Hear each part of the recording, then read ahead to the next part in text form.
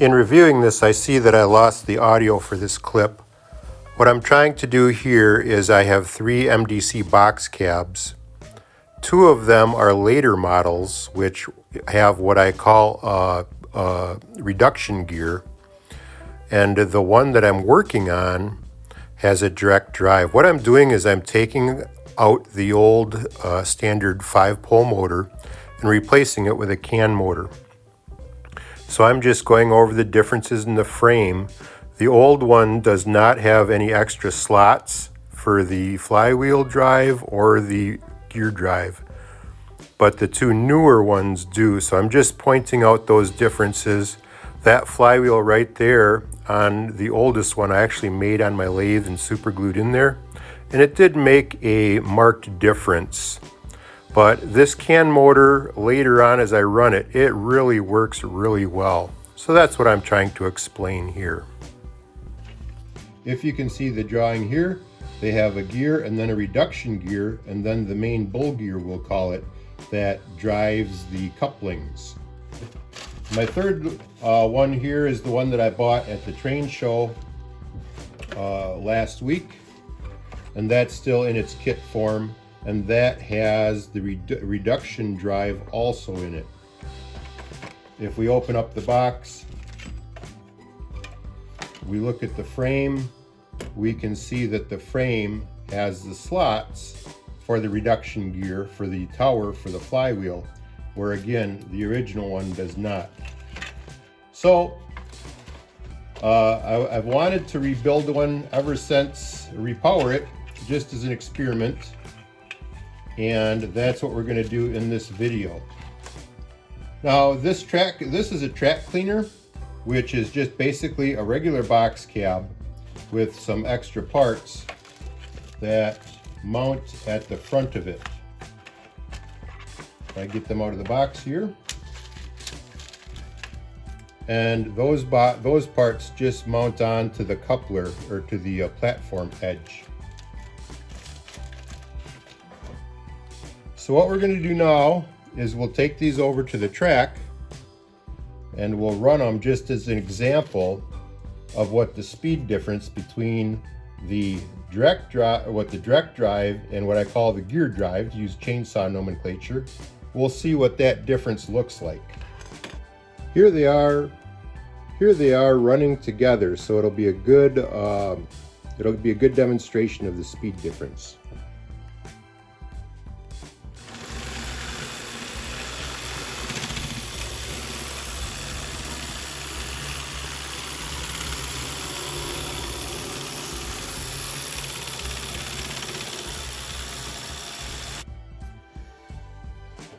So again, the instructions look pretty simple. What we're going to do is remove the body. I have to unsolder it.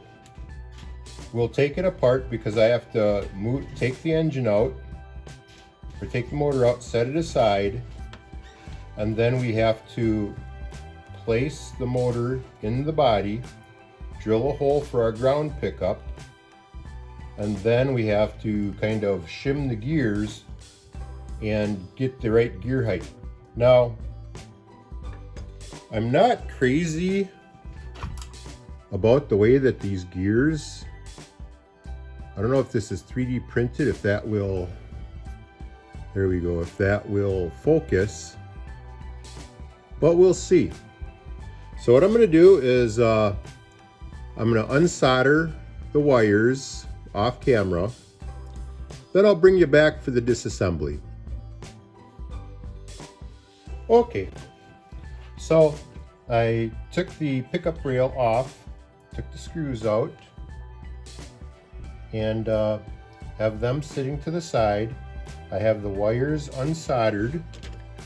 The trucks are pretty easy to take off. They just snap straight down and their retention covers stay on. So what I'm going to do is I'm going to take these fronts off so that I don't risk damaging any of this. And I'll probably take this bull gear off also when I because I need to drill a 256 hole.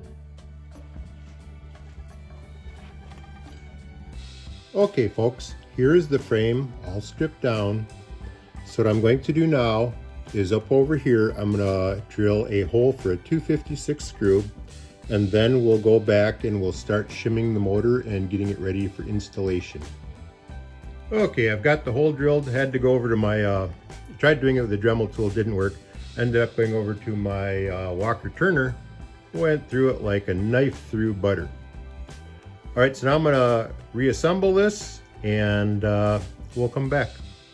Okay, so now I have the 256 screw in, and that's going to be used for pickup. So the instructions tell us to reassemble our bull gear, and then we have to make a shim spacer for this motor to get it high enough. So you can see right now the flywheel doesn't clear it. So I'll put it back together, I'll put the bull gear on the bottom, and then we'll turn our attention to attaching this motor. The bull gear is just an assembly like this. It's a two-sided assembly, and it has this gear in the center of it. And it's just held on by some self-tapping screws. Now, originally I had shimmed it with about 5 thousandths worth of shim, but this time I'm going to try to do something different, and perhaps it won't need the shim. Okay, so I have the shim made up, and for mine it's going to be 95 thousandths. That gives really good gear mesh. I'll mount the motor, then come back and we'll take a look at the gear mesh. Okay folks, so that's what it looks like with the motor in, and the gear lash on it is pretty good. So we're going to set that aside to dry, and then we're going to come back and see if we can make a quiet drivetrain for this. Stay tuned. All right folks, progress update. I have the motor secured. I have the wire secured. I'll let you know when I come back and make further progress. One thing I did do is I reversed the red and the black wires, but I have them in the correct orientation for the correct polarity. I just didn't read the instructions well enough the first time. And again, this kit comes with the wires, CAN motor, flywheel gear, and a self-tapping 256 screw.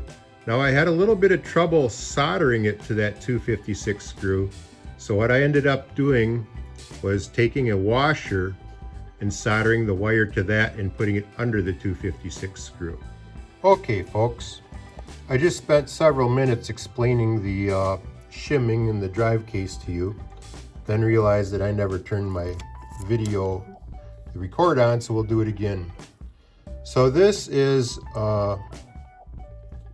instruction sheet. This is the diagram. So you can see here, this bull gear, which drives these flexible coupling shafts, it rides in these halves. There's a half there and a half there. So if we turn it over and look at on the box cab itself, see that space has to be closed in the center.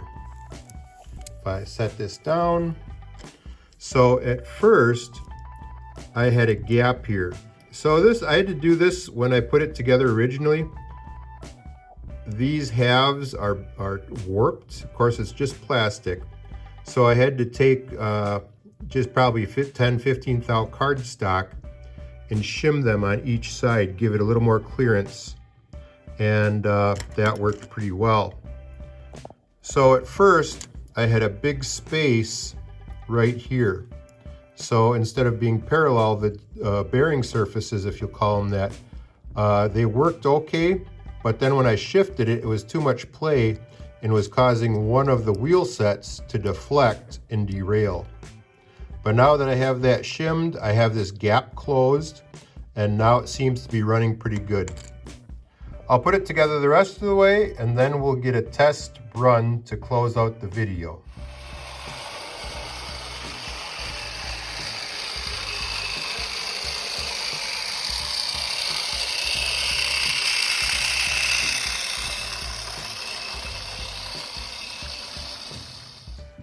I'm shooting this video right before I upload it to YouTube, and I've ran the Boxcab for about a week now, and it does make a big difference. That can motor starts with a lot less voltage than the 5-pole motor that came with it originally. Now you still have noise through the transmission because it's just a series of couplings, but that's not the motor's issue. So overall, I'm really happy with it. If you contact, this is the contact information. Again, I bought it off eBay, but you can contact him directly and it actually saves some money that way. So I thought I'd give you the contact information. So again, here we are at the bench. I've given it a test run. Now originally, I had talked about making a fuel line drive system to see if I could use that instead of the gears. The gears are just a series of connecting offsets, if you will, and it's a noisy runner. It's loud.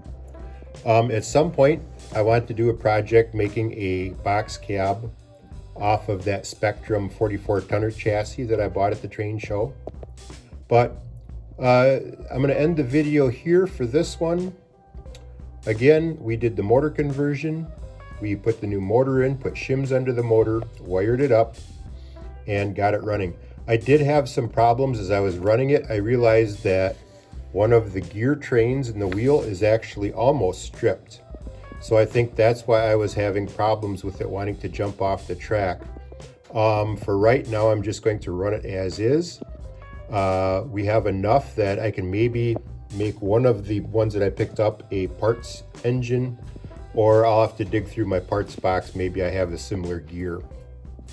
That to me was new. I didn't know that I had that issue. There's a lot of slop in the truck assemblies, forward and backward on that shaft, and that's also, those couplings can flex as it goes around the track. All in all, it's a cute little locomotive. It's actually off of a prototype. We'll talk about that maybe at some point. I think right now I'm just going to leave this as a standalone video. Remember, this is Vintage Kevin. Thanks for stopping by. Be sure to like, subscribe if you care to, and have a good day.